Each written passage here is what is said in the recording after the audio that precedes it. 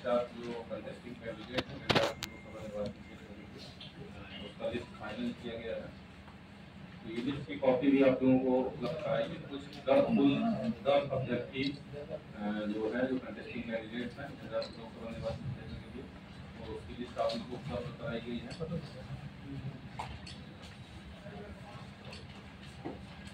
इसके अलावा आपका डिटेल भी है, जिसमें मान्यता प्राप्त राजनीतिक दलों के 2 अभ्यर्थी हैं। इसके अलावा गैर मान्यता प्राप्त रजिस्ट्रीकृत राजनीतिक दल के 4 अभ्यर्थी हैं और 4 इंडिपेंडेंट अभ्यर्थी हैं। जैसा कि आप लोग जानते हैं, चुनाव प्रचार की जो अवधि रहती है, जब पोल समाप्ति से 48 घंटे पहले तक समाप्त हो जाता है। पंजाब लोकसभा निर्वाचन क्षेत्र है, 5 मई 2024 के अपराह्न 6 बजे तक चुनाव प्रचार की अवधि रहेगी। आप लोगों के माध्यम से भी हम लोग सभी कैंडिडेट्स को ये सूचित करना चाहते हैं। हम लोगों ने जो पोलिंग पार्टी का डिस्पैच, ईवीएम का डिस्पैच के पंजाब लोकसभा निर्वाचन क्षेत्र के लिए, उसकी विवरणी भी आप लोगों को उपलब्ध कराई है, जिसमें कि आरके कॉलेज में खजौली विधानसभा सेक्शन जो है पंजाब लोकसभा का, वाटसन उच्च विद्यालय में राहुगढ़ी विधानसभा क्षेत्र का, और संगवाल विद्यालय में राजनगर का, झंझारपुर का श्री कामेश्वर उच्च विद्यालय बंगौल में है, कोलकाता और लोहागा आर्मी कॉलेज में हम लोग डिस्पैच सेंटर रखते हैं। डिस्पैच T-2 पे सभी पोलिंग पार्टी का और पुलिस अधिकारियों का उसमें ज्वाइनिंग कराया जाएगा, और फिर T-1 पे सभी पुलिस बल और ज्वाइन करेंगे, T-1 पे सभी का डिस्पैच होगा। इसके अलावा जो पंजाब लोकसभा निर्वाचन क्षेत्र के लिए ईवीएम कमीशनिंग का भी शेड्यूल हम लोगों ने आपको उपलब्ध कराया है।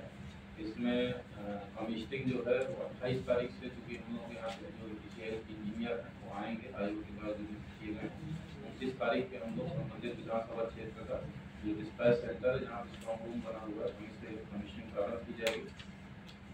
मतदान की तिथि आप लोग सभी लोग जानते हैं, उसकी तिथि 7 मई 2024 को है। मतदान अवधि 7 बजे पूर्वाह्न से 6 बजे अपराह्न तक रहेगी।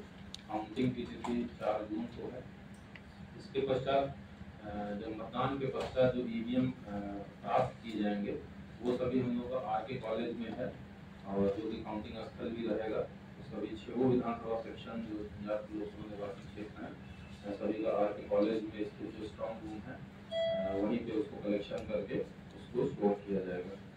ऑब्जर्वर्स भी हमारे पंजाब लोकसभा निर्वाचन क्षेत्र के लिए जनरल ऑब्जर्वर, पुलिस ऑब्जर्वर और 2 एक्सपेंडिचर ऑब्जर्वर आयोग के द्वारा नियुक्त किए गए थे।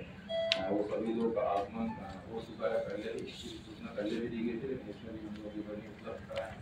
और साथ ही साथ हम लोगों ने उनका मोबाइल नंबर और जहाँ पे वो सर्किट हाउस में ठहरे हुए हैं, उनके द्वारा ये नोटिस जो मिलने का समय उनके द्वारा दिया गया है, कोई व्यक्ति जिसको ऑब्जर्वर को किसी भी निर्वाचन संबंधित कोई बात जानकारी देनी है, उसकी तरह मिल के भी सूचना दे सकते हैं, या फोन पे भी। जो हमारे सामान्य प्रेक्षक और पुलिस प्रेक्षक हैं, उनके द्वारा जो मिलने समय निर्धारित किया गया सुबह 10:30 से 11:30 तक है।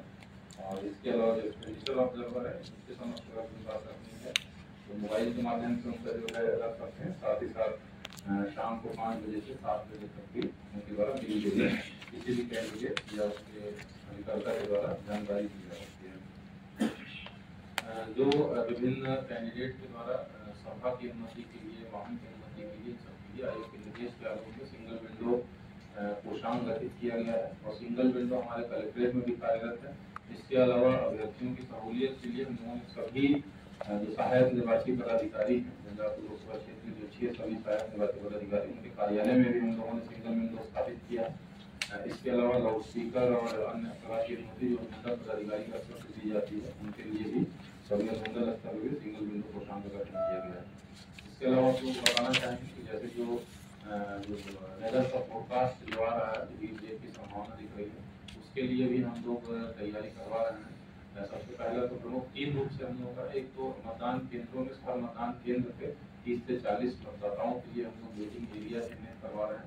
जो विद्यालय या जो मतदान केंद्र का अतिरिक्त कमरा या बरामदा है, वहाँ पे 30-40 मतदाताओं को ताकि शेड में बैठने की व्यवस्था है। और जिन मतदान केंद्र पे ये व्यवस्था नहीं है, अतिरिक्त कमरे या बरामदा उपलब्ध नहीं है, वहाँ पर लोग शामियाना लगा के शेड की व्यवस्था करेंगे, ताकि मतदाताओं को कड़ी धूप में न खड़ा होना पड़े। इसके अलावा पीने के पानी की हम लोग व्यवस्था सुनिश्चित कराएंगे। किसी भी प्रकार से मतदाताओं को पीने के पानी की किल्लत मतदान केंद्र में ना।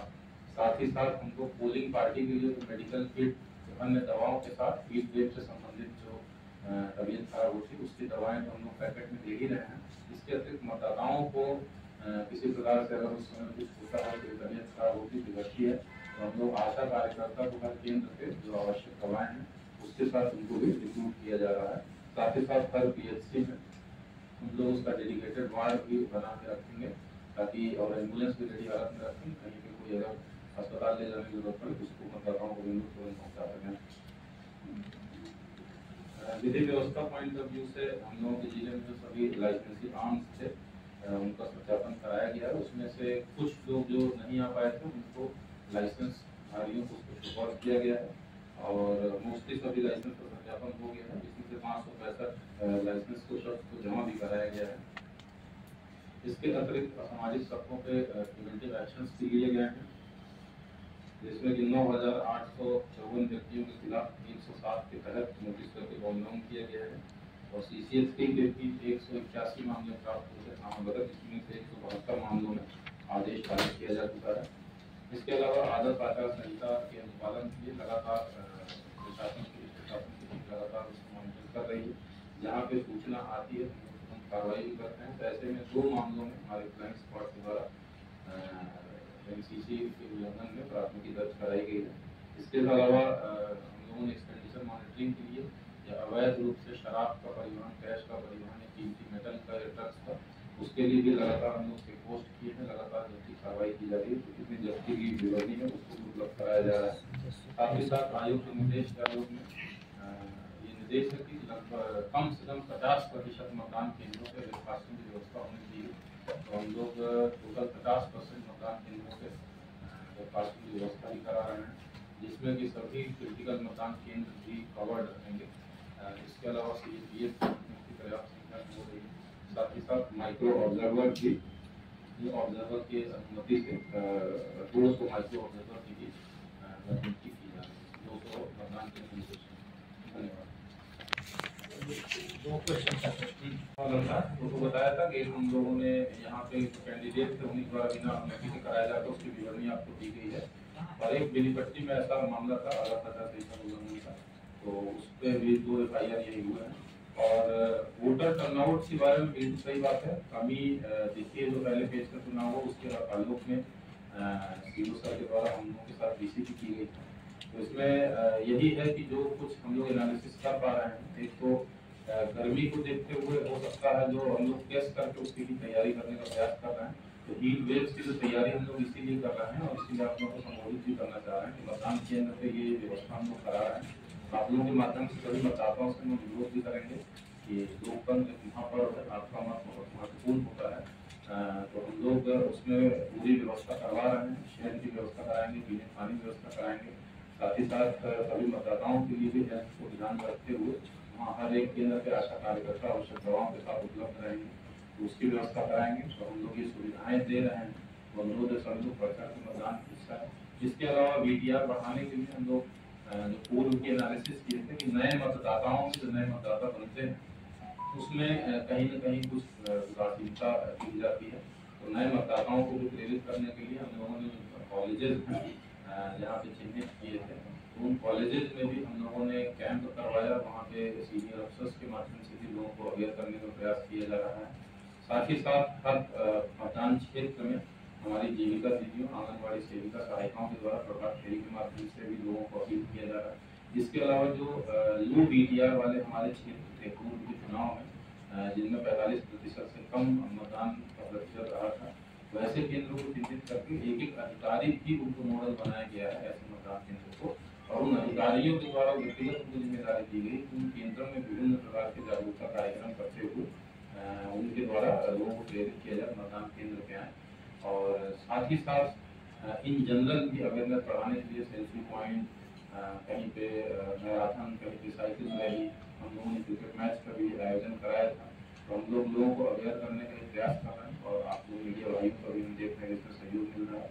तो मुझे पूरी उम्मीद है कि हम लोग और जागरूकता जैसे जैसे निर्वाचन की तिथि नजदीक आएगी हम लोग और इसको सघन कैंपेनिंग करेंगे कि लोगों को और जागरूक करें ताकि मतदान का प्रतिशत बढ़ सके। अगला सवाल था कैंडिडेट के रद्द करने के बारे में। 17 कैंडिडेट नामांकन प्राप्त हुए थे, इसमें 7 का रद्द हुआ था और सभी कैंडिडेट जिनका रद्द किया गया था निर्वाचन आयोग के प्रावधान के आलोक में उनको जो उनका रिजेक्शन का कारण था स्पीकिंग ऑर्डर उनको उपलब्ध करा दिया गया। और अब एग्जैक्टली एक कैंडिडेट का ये प्रेस ब्रीफिंग का बताना हिस्सा नहीं होता है, लेकिन इन जनरल कुछ कैंडिडेट्स नोटिस किए गए थे, उसके जवाब में उन्होंने उसका सूची करके उसको देना था, उसका समय नहीं दिया गया। उस नामांकन में कमियां थी, इसी के आधार पर वो रद्द हुआ है। सभी की स्पीकिंग ऑर्डर निर्वाची अधिकारी द्वारा उपलब्ध करा दिया गया है। और आदर्श केंद्र के लिए हर मतदान केंद्र में हम लोग हर विधानसभा क्षेत्र में एक मॉडल बूथ रहेगा हम लोग का, और 6 मॉडल बूथ बनाया जाएगा। और जो महिला कर्मियों के बारे में मैडम ने पूछा, तो एक हम लोग लोकसभा निर्वाचन क्षेत्र में एक पिंक बूथ हम लोग बना रहे हैं और वो झंझारपुर विधानसभा क्षेत्र में रहेगा।